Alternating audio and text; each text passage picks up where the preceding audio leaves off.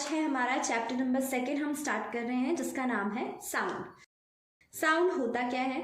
Sound form of energy बोला है हमने। साउंड को फॉर्म ऑफ एनर्जी क्यों बोला है? एनर्जी को एक्सप्रेस करने का एक वे होता है, जिसको हम क्या कहते हैं? साउंड का नाम देते हैं, है ना। नेक्स्ट है प्रोड्यूस हियरिंग सेंसेशन। साउंड, जब भी साउंड प्रोड्यूस होता है तो हमारे कानों में कैसी सेंसेशन होती है? हियरिंग। हमें कुछ सुनने जैसा महसूस होता है, उसी को हम क्या कहते हैं? हियरिंग सेंसेशन बोलते हैं। नेक्स्ट है हमारा साउंड कैसे प्रोड्यूस होता है? Produce by vibration. जब भी कोई ऑब्जेक्ट या जब भी कोई body to and fro move करती है, आगे और पीछे मूव करती है, तो वो बॉडी क्या करती है? वाइब्रेट करती है। और जब वो बॉडी वाइब्रेट करती है तब हमें उसकी आवाज़ सुनाई देती है, तब क्या होता है? साउंड प्रोड्यूस होता है। ठीक है। अगर हम ह्यूमंस की बात करें तो ह्यूमंस में साउंड किस तरह से प्रोड्यूस होता है? उनकी वोकल कॉर्ड्स। अब ये वोकल कॉर्ड्स कहाँ होती है? अगर आप अपने गले पे हाथ टच करेंगे तो आपको क्या होगा? वाइब्रेटिंग।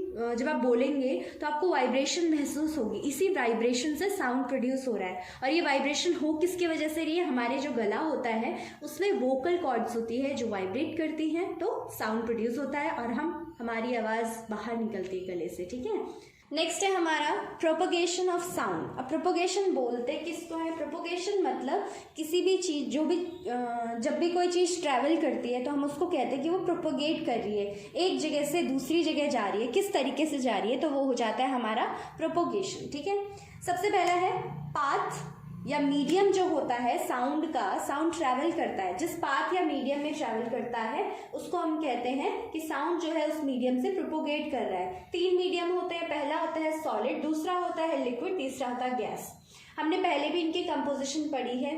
ठीक है। अभी तक आपने इनकी कंपोजिशन कैसे पढ़ी होगी कि जो सॉलिड होते हैं उसके पार्टिकल्स बहुत ज़्यादा क्लोजली पैक्ड होते हैं, लिक्विड के पार्टिकल थोड़े से दूर होते हैं और गैस के पार्टिकल बहुत दूर होते हैं। ठीक है। ये थी इनकी कंपोजिशन।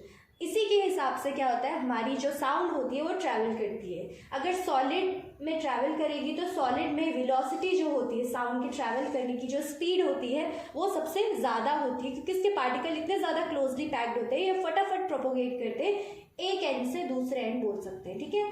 दूसरा है सबसे कम कब होती है? गैस के पार्टिकल में, क्योंकि इसके पार्टिकल ही इतनी दूर दूर होते हैं। अभी भी जो हम बोल रहे हैं ये मीडियम क्या है? ये मीडियम हमारा गैस है। और सॉलिड मीडियम कौन सा होगा? अगर आप किसी टेबल पे कान लगाते हैं, दूसरी तरफ से उस टेबल को बजाएंगे तो आपको वो चीज़ जल्दी सुनाई देगी एज कम्पेयर टू जब आप उसको बोल रहे होंगे। ठीक है। नेक्स्ट आता है हमारा टर्म्स रिलेटेड टू साउंड, यानी कि साउंड से रिलेटेड टर्म्स के बारे में अब हम पढ़ेंगे। ठीक है। सबसे पहला है एम्पलीट्यूड। एम्पलीट्यूड क्या होता है? Maximum displacement from central position. अब हमें पता है कि जब भी कोई ऑब्जेक्ट वाइब्रेट होता है, आप अपने फ़ोन को ही लगा लीजिए, जब भी आपका फ़ोन वाइब्रेट होता है तो क्या करता है? अगर आपने टेबल पे रखा होता है तो वो इस कॉर्नर से इस कॉर्नर या यहाँ से नीचे भी गिर सकता है। वाइब्रेट होते होते वो मूव करता है ना। तो कोई भी वाइब्रेटिंग ऑब्जेक्ट क्या करता है? मूव करता है। इसीलिए वो क्या कह रहे हैं? जब भी कोई ऑब्जेक्ट अपनी सेंट्रल पोजीशन मतलब जहाँ पे वो पहले रखा था वहां से जितना दूर तक वो वाइब्रेट होते होते जाता है, तो यहाँ पे सपोज आपने कोई ऑब्जेक्ट रखा था, यहाँ से यहाँ पे ये वाइब्रेट होते होते चले गया, तो इसकी सेंट्रल पोजीशन ये थी, यहाँ पे वो वाइब्रेट होते होते चले गया, तो ये क्या हुआ? ये जो डिस्प्लेसमेंट है, यानी कि ये जो डिस्टेंस इसने कवर किया है, इसको हम क्या कहते हैं? एम्पलीट्यूड कहते हैं। एम्पलीट्यूड को डिनोट करते हैं हम स्मॉल a से। ठीक है। दूसरा है वाइब्रेटिंग ऑब्जेक्ट ही ऑसिलेटिंग ऑब्जेक्ट होता है। बच्चे इसमें बहुत कंफ्यूज होते हैं। ठीक है, कि वाइब्रेटिंग ऑब्जेक्ट क्या हुआ और ऑसिलेटिंग ऑब्जेक्ट क्या हुआ। ठीक है। तो कभी कभी हम क्या करते हैं? ऑसिलेटिंग ऑब्जेक्ट की जगह वाइब्रेटिंग ऑब्जेक्ट भी बोलते हैं, वाइब्रेटिंग की जगह ऑसिलेटिंग भी बोलते हैं। तो इसमें कंफ्यूज होने वाली कोई बात नहीं है। वाइब्रेटिंग ऑब्जेक्ट को ही हम ऑसिलेटिंग ऑब्जेक्ट बोलते हैं।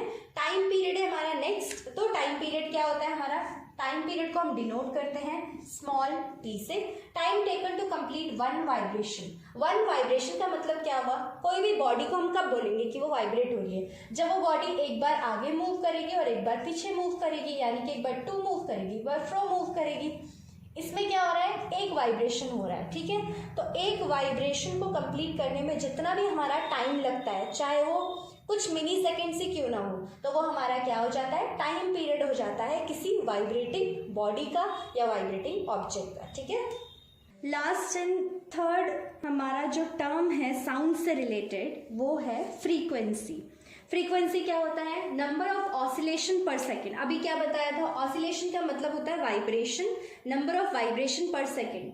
पर सेकेंड एक सेकेंड में, तो एक सेकेंड में कोई बॉडी कितनी बार वाइब्रेट कर रही है वो हमारा क्या हो जाता है? फ्रीक्वेंसी। तो हम बोल सकते हैं frequency is equals to number of oscillation per second. ठीक है। यूनिट क्या होती है? फ्रीक्वेंसी की यूनिट होती है हर्ट्ज, HERTZ, हर्ट्ज। इसको हम शॉर्ट फॉर्म में लिखते हैं HZ, यानी कि फ्रीक्वेंसी मेजर की जाती है हर्ट्ज में। ठीक है। एक क्वेश्चन पूछा जाता है कि फ्रीक्वेंसी 1 हर्ट्ज हमारी कब होती है? ठीक है, तो ये निकालने के लिए फ्रीक्वेंसी 1 हर्ट्ज कब होती है? जब नंबर ऑफ वाइब्रेशन 1 वाइब्रेशन होता है 1 सेकेंड में, तो हमारी जो फ्रीक्वेंसी आती है वो भी आ जाती है 1, यानी कि 1 हर्ट्ज। तो हम बोलेंगे फ्रीक्वेंसी 1 हर्ट्ज तब होती है जब हमारा 1 वाइब्रेशन 1 सेकेंड में कंप्लीट होता है, तो हम उसको कहते हैं हमारी फ्रीक्वेंसी 1 हर्ट्ज आ गई है। That's all for today.